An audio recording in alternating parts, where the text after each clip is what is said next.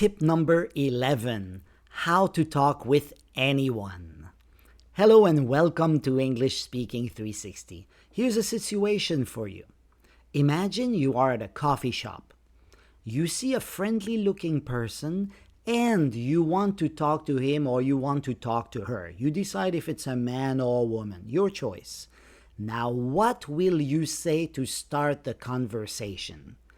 If you were with me for tip number 8, I told you that "what's your name" is not a good opening line. It comes off as a little weird, so try not to use "what's your name." Instead, I want you to use the situation, and that is very important because that is the way English speakers do it. Now, here's your situation. You arrive at a coffee shop. There are many people. There are not many empty seats, so the coffee shop is crowded. Your phone battery is almost dead. Something important to consider. You see a person drinking something special. That person has a special drink next to them, maybe something very colorful. And the person looks friendly and not too busy, and that is very important. If you see someone who is busy in a coffee shop, do not talk to them. Leave them alone. Now, what are you going to say to start the conversation? Like I said, you cannot go up to the person and say, "Hello, what's your name?" And that is usually what my students do. And usually people do not want to talk to them.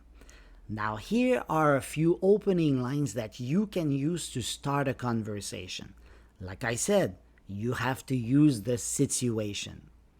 "Excuse me, it's very crowded. Do you mind if I sit here?" Asking the person to sit next to them or at the next table or sometimes even share a table with them is a good way to start a conversation. "Oh my, so many people. Is it always so busy here?" So you're asking the person basically if they are a regular at that coffee shop. "Excuse me, do you mind if I plug this in? My battery is dead." Do you mind if I plug this in? So you're probably holding up your charger and your charging cable and your phone, and the person was, "Oh yeah, sure, you can use this outlet right here." Maybe the outlet is on the person's table. Maybe it's near his or her seat. "Wow, your drink looks fantastic. May I ask what it is?" May I ask what your drink is because it looks so special? Maybe I would like to buy the same drink. Now here's a different situation. You arrive in your apartment building and you get in the elevator. Another person gets in at the same time as you, and he or she pushes the same floor button as you.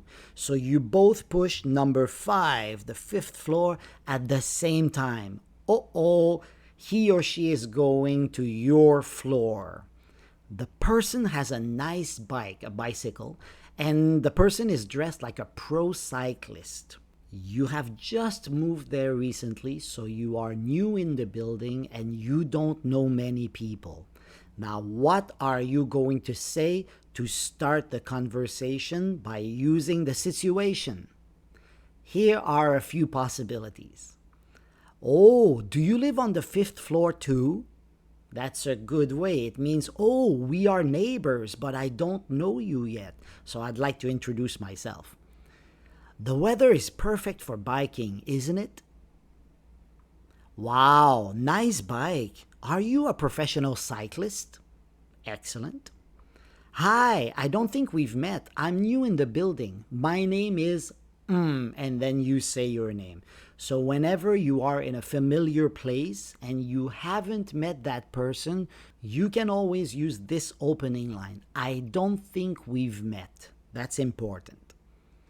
Here's a third situation. You're walking down the street. There's a person taking a walk with a baby in a stroller.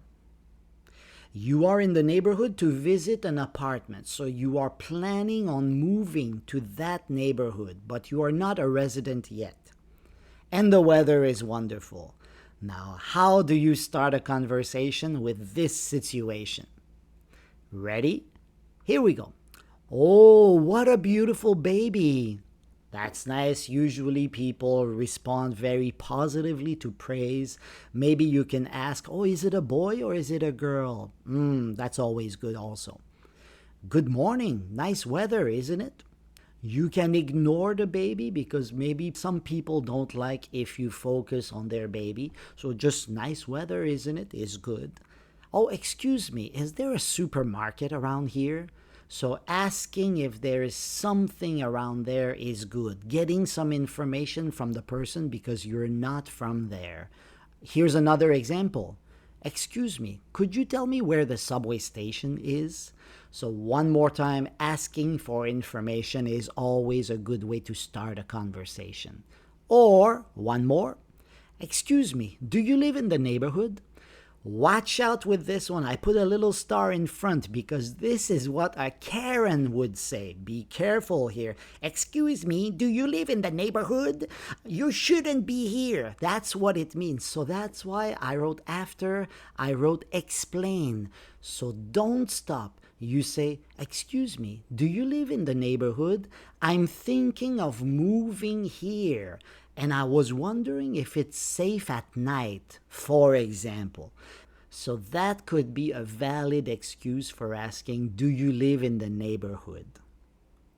One more situation.